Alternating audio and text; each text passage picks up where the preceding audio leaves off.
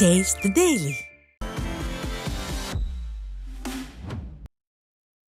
கரூர் மாவட்டம் குளித்தலையில் உல்லாசத்திற்கு அழைத்து வந்த பெண்ணிடம் உல்லாசமாக இருந்துவிட்டு பணம் கையாடல் செய்துவிட்டதாக கூறி திமுக பிரமுகர் பெண்ணை தாக்கிய சம்பவம் அரங்கேறியுள்ளது.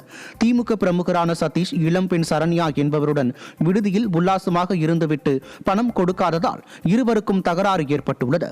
இதுகுறித்து தனது தோழரான காவலர் பிரசாந்திடம் சரண்யா கூறியதை அடுத்து இருவரும் மதுபோதையில் இருசக்கர வாகனத்தில் முசிறி நோக்கி சென்று கொண்டிருந்தனர். அப்போது வழிமறித்த திமுக பிரமுகர் சதீஷ் தனது 27,000 ரூபாய் பணத்தை திருடிவிட்டதாக கூறி பெண்ணை தாக்கியுள்ளார். இதுகுறித்து காவலருடன் காவல் நிலையத்தில் புகார் அளிக்க சென்ற சரண்யா போதையில் அட்ராசிட்டி செய்தது முகம் சுளிக்க வைத்தது. மதுவும் பணமும் அரசியல் செல்வாக்கும் இணைந்தால் சட்டம் பக்கவாட்டில் தள்ளப்படும் என்பதற்கு இந்த சம்பவமே எடுத்துக்காட்டு என நிரூபணமாகியுள்ளது.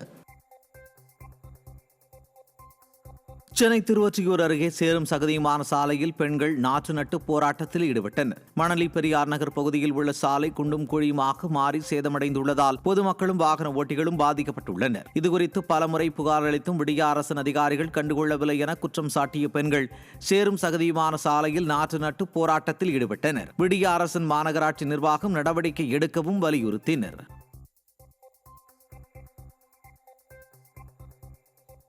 விழுப்புரம் மாவட்டம் செஞ்சி அருகே 100 நாள் வேலையின் போது குளவி கொட்டியதில் 8 பெண்கள் காயமடைந்தனர். சிங்கவரம் ஊராட்சியில் தேசிய ஊரக வேலைவாய்ப்பு திட்டத்தின் கீழ் 100 நாள் வேலை நடைபெற்று வருகிறது.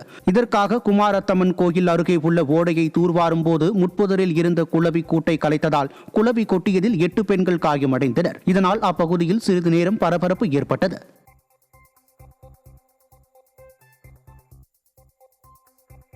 கடலூர் மாவட்டம் நெல்லிக்குப்பத்தில் தொடங்கப்பட்ட வடிகால் பணி கிடப்பில் போடப்பட்டுள்ளதால் கழிவுநீர் தேங்கி நோய் தொற்றும் அபாயம் ஏற்பட்டுள்ளது.